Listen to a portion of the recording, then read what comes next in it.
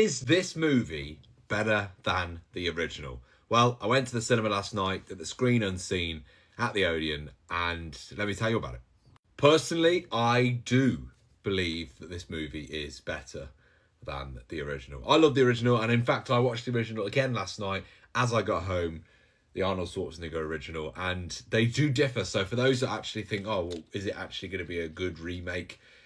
It's set slightly differently. Characters' names are still the same, still Ben Richards, etc. The concept of it is still the same, that the world is very much being government ran and they're hiding secrets. However, the backstory of the character is slightly different.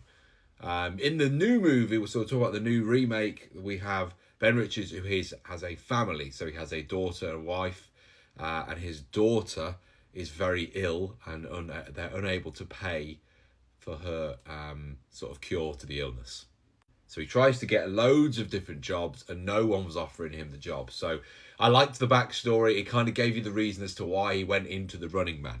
The Running Man could pay him, like, I think it was 1 billion new dollars, or new, whatever it's called, new money, whatever it's called.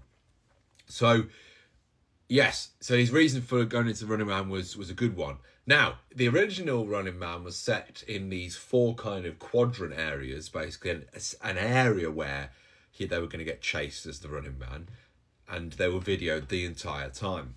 In this movie, it's the entirety of America that he can go around, and he's being chased by everybody. So there's these 5 hunters that will be chasing him, but there's also a load of people that can video him and say he's here, basically, and call him out. So I love the idea that the whole of America was a sandbox.